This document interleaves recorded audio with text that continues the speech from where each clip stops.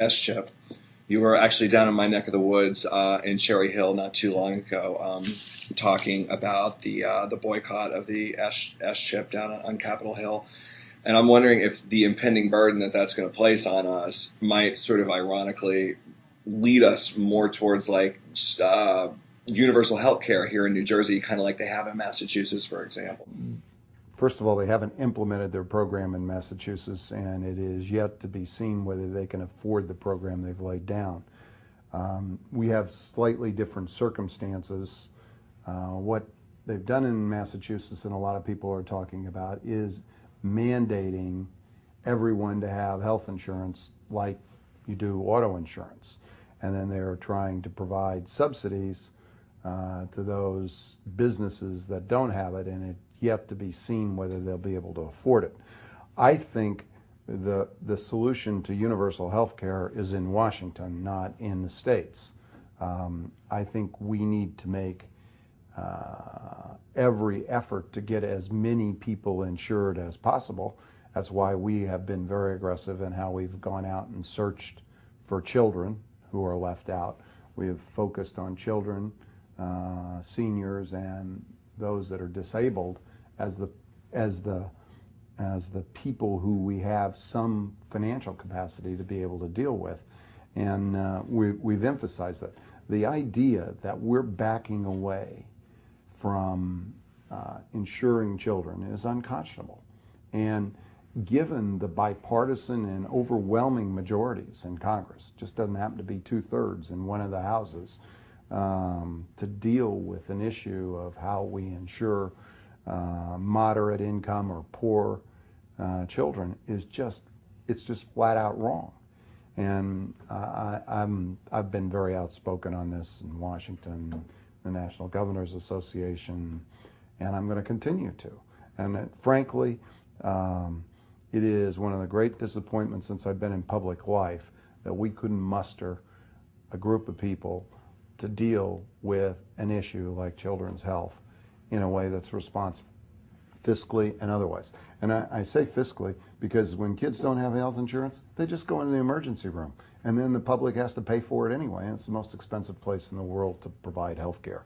And I'm baffled by the whole debate, the unconscionable actions of those narrow few that have resisted moving forward with S-chip, family care in New Jersey, children's health insurance. Well, I definitely agree it's unconscionable, Governor, but what are we going to do? I mean, well, if I were back in the United States Senate, I'd put the bill back on the president's desk pretty much as it passed, and I'd keep doing that right up to the election of November of '08, and see whether you don't get a change in attitude of senators and congressmen voting against children's health insurance as they have to face voters. Right now they're a year away, and maybe they think they can duck and dive and avoid the consequences. But I don't think a lot of those folks are going to want to hold to that position as they get closer to an election. We're almost done here, but I'm wondering if you think that civil unions are actually working out in New Jersey. The answer is yes, they're working out in the sense that people have rights that they did not previously had, and they're being treated equally under the law. Whether there is a sense of full recognition of their human connection with their partners, I think is a fair question. But the bigger issue with regard to civil unions or marriage rights is actually a federal issue.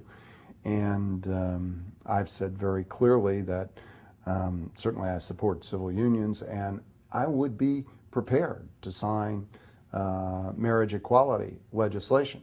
But one thing that I don't want to do is I don't want New Jersey to be the basis of giving us a turn back in the rights of individuals because we become a cause célèbre in the debate about marriage rights. And I would like us to take this issue up about what's right for New Jersey in 2009 when I'm running for election but not in 2008, and then have the right-wing world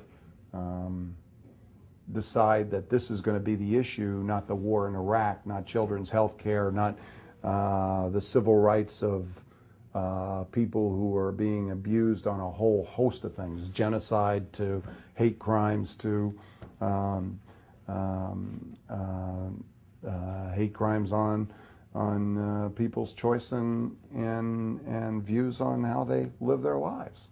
I'm a pragmatist on this issue as it stands as we go to 2008.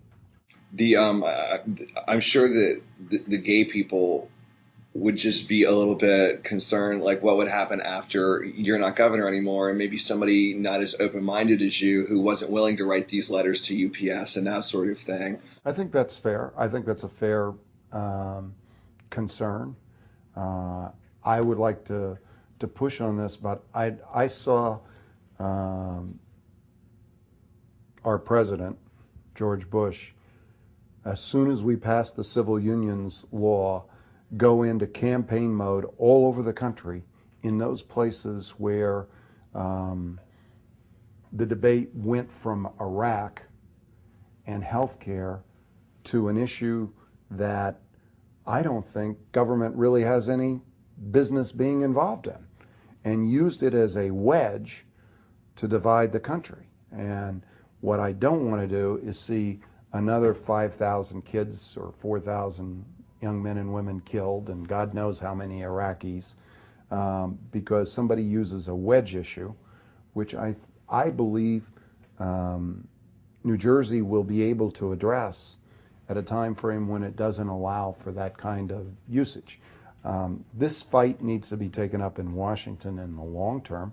DOMA, Defense of Marriage Act, is a much bigger problem for individuals here in New Jersey than is whether you call it civil unions or you call it marriage. I mean, we're protecting the rights under state law, but DOMA restricts those rights in an incredible way, and I think we ought to change that law. I just want to ask a question from one of our readers, which we picked because it's sort of right up your alley. You went to a lot of trouble announcing your crime initiatives, the rollout a couple weeks ago. You underscored that it was really important to fight recidivism, and yet in our $1.3 billion corrections budget, apparently only about 1.5 percentage points is dedicated to the vocational programs, which you were really excited about during the rollout. And I'm wondering if, I mean, it wouldn't be like corrections needed more money if they would just divert it differently. Is that realistic? Well, I think that the whole anti-crime plan is being financed by reallocations of resources within the state budget, which unfortunately is going to have to be the case on almost every initiative we take up, because we don't have the financing capacity, given whether it's $1, $2, or $3 billion budget deficit next year. We are going to have to live on a tighter budget than what we have before. But that doesn't mean we shouldn't be reallocating resources within the expenditures we have.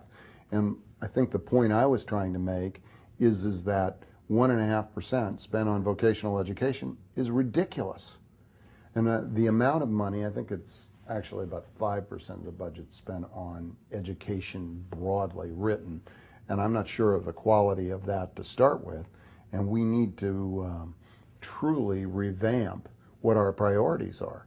Otherwise, we're just going to continue to recycle people at $35,000 a year when we ought to be using whatever those extra resources are to give them the skills if they're actually going to go back into their communities and into a civil lifestyle. Well, Governor, I know we've got some history to make with our Stem Cell Institute groundbreaking in just a couple minutes. I want to thank you for your time. Thanks for having me. It's good. Nice to talk to you.